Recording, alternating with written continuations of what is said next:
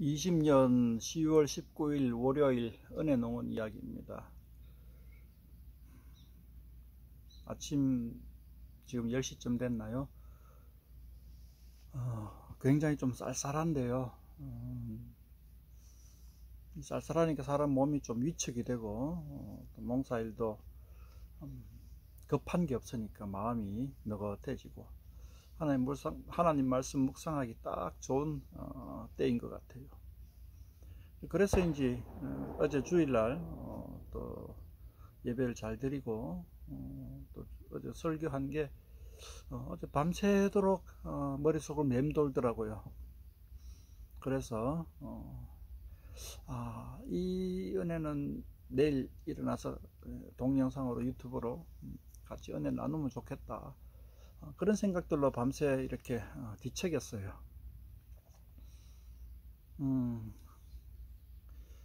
그런데 또 한 가지는 굉장히 저를 누르는 게 있어요. 그게 뭐냐 하면은 제가 이렇게 이제 유튜브로 찍기 시작한 게 이제 한 달 정도 됐는데 벌써부터 좀 뭐랄까 할까, 신이나 흥이 좀 사라지는 느낌 들어요. 그러니까 좀 이렇게 개업발가는 그런 게 없어진 것 같더라고요. 왜 그러냐 하면은 과연 이 시대 사람들이 하나님을 사랑하는가? 하나님 사랑하는 사람이 과연 몇이나 될까? 그걸 생각하니까는 굉장히 암울해지는 거예요. 우리나라에 교회 다니는 사람 참 많습니다. 많은데 그 중에 과연 진짜 하나님의 아들이 정말 하나님의 아들같이 행하는 사람이 과연 얼마나 될까, 굉장히 암울해지더라고요. 제가 이제 목사로서 뭐 설교도 하고 하나님 말씀도 뭐 다른 사람보다는 열심히 이제 묵상하고 뭐 연구하고 하는데, 물론 학자나 저보다 더 열심히 하는 목사님들도 많겠지만은 아마 대부분의 교회 다니시는 분들은 그렇게 말씀 묵상하는 게 쉽지는 않은 것으로 여겨져요. 그런데 이제 말씀 묵상할 형편이 잘 안 되니까 그런 거는 둘째 치고, 과연 말씀을 사모하는가? 사모하는데 뭐 여건상 힘들어서 뭐 이런 거는 이해가 가요. 근데 사모하는 마음 자체가 있는가? 참 의문이 들고요. 또 교회 목사님들이 이런 말 하셔서 좀 그렇지만은 제대로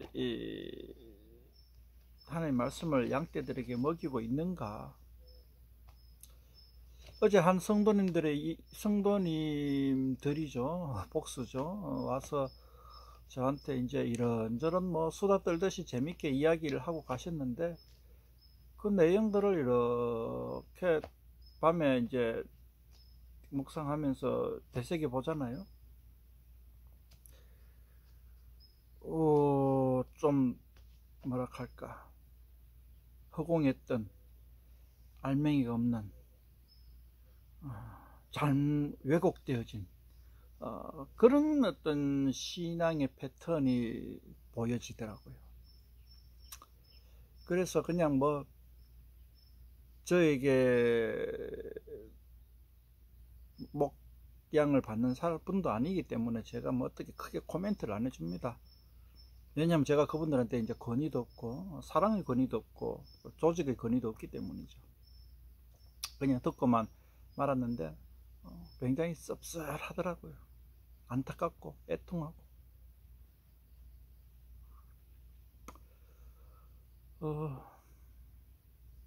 성경을 보면서 이제 여러 가지 그 해석까지는 이야기하고 싶지 않고요. 관점을 이야기하고 싶은데,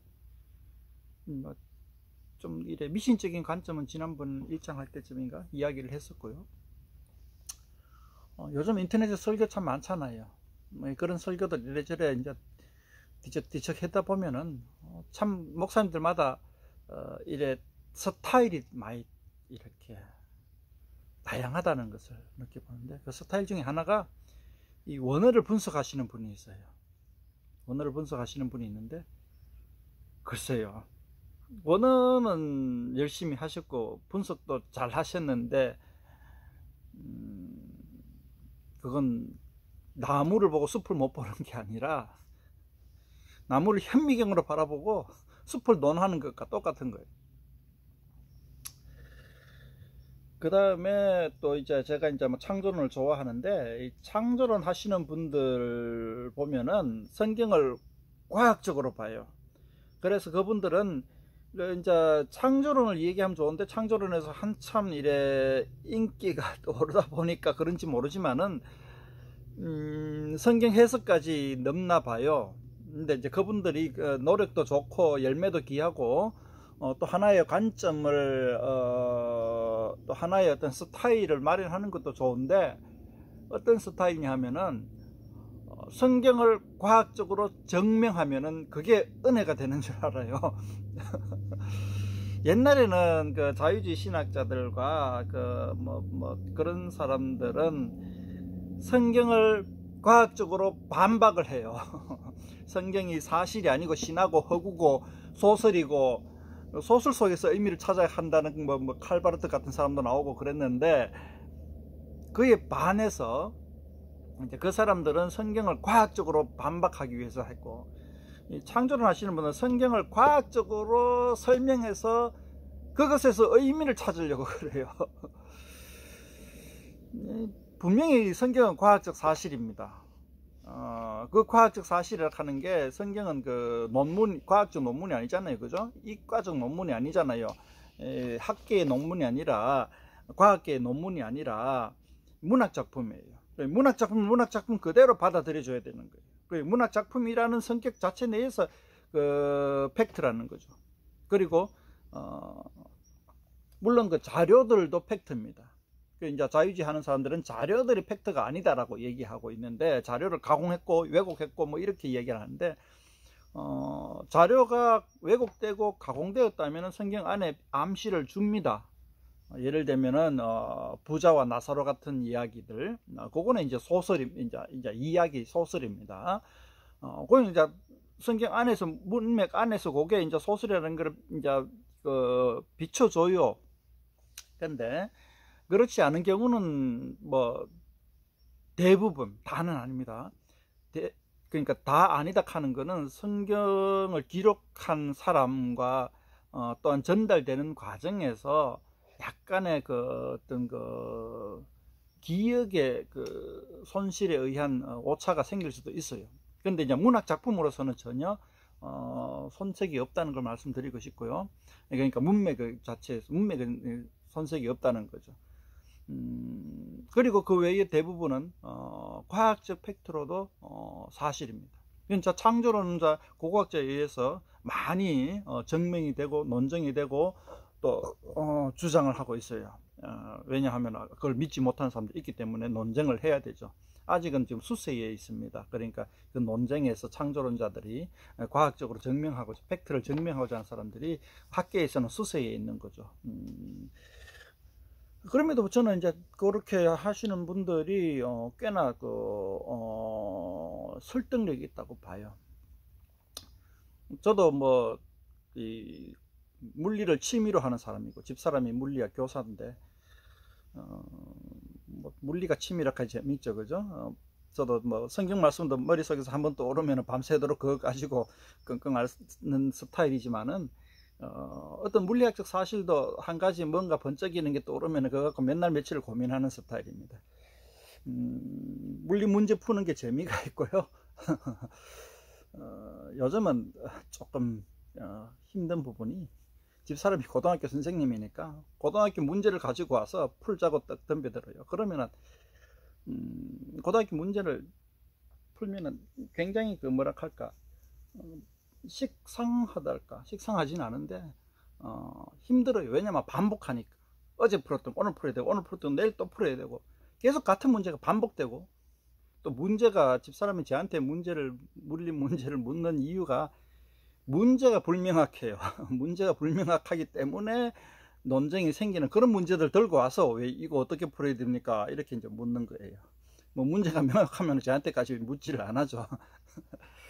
그런 문제들 때문에 참 힘든데, 어쨌든 제가 이렇게 얘기하는 거는 이제 저도 이제 물리학에 많이, 물리학뿐만 아니고 여러 가지 과학도 관심이 있죠. 근데 이제 특별히 물리학에 좀 관심이 있고, 그 다음에 뭐 지학은 왜 창조론 때문에 그렇죠, 그죠? 그리고 천문, 그러니까 천문, 우주학은 뭐 물리하고 맞닿아 있고, 생물과 그 화학 쪽은 좀 관심인데 생물 쪽은 조금 관심이 뒤떨어져요. 근데 이제 창조론 때문에 DNA 때문에 조금 관심을 가져보는데 좀 힘들어요, 생물은. 근데 이제 전반적으로 그런 어떤 기본 물리적으로 소양이 되어 있으면서 이제 그렇다 보니까 저는 이제 태생이 이과적 태생이래요. 그래서 저도 과학을 굉장히 좋아하고 성경을 과학적으로 증명하는 걸 굉장히 좋아하는데, 그 과학적 팩트에 어떤 의미가 있다고 생각하고 성경을 해석하게 들어가기 시작하니까 좀 실소가 나오더라고요. 그런 어떤 스타일도 있다. 그리고 예언서를 갖다가 막 해석해 가지고 뭐 이런 거다 저런 거다 이제 막 예언을 갖다가 현 세대에 이제 딱 들어맞추게 맞추는 거, 그것도 굉장히 참 의미가 있어요. 이사야 53장 같은 경우는 예수님의 십자가 사건하고 딱 맞아 들어가잖아요. 그리고 다니엘서하고 고대 제국사하고 이제 딱 맞아 들어가잖아요. 그런데 이제 재미 붙여가지고 이제 온갖 예언서를 갖다가 딱딱 맞추자고 이제 노력하는 분이 있는데, 그것도 나름대로 스타일이고 굉장히 의미가 있다고 봐요. 그런데 이제 그쪽에 너무 심취해가지고 좀 오버하는 경향이 약간씩 보일 때마다 좀 안타까운 느낌이 듭니다. 뭐 제가 뭐 그런 스타일을 다 지금 이 시간에 준비하는 상태에서 이야기하기는 그런데, 그런 식으로 이제 다양하게 이제 볼 수가 있죠. 근데 이제 오늘날 대부분의 목사님들은 성경을 설교하는 데 있어 가지고 어떤 한 구절을 한 구절을 읽고 그곳에다가 온갖 자기 생각을 다 붙여가, 그 목사님의 생각이 그릇되다는 건 아니에요. 목사님이 뭐 훈련을 받고 신앙생활을 평생 해오셨고 헌신하신 분이기 때문에 그 생각이 올바르다고 봐요. 그 생각을 들으면 좋다고 봐요.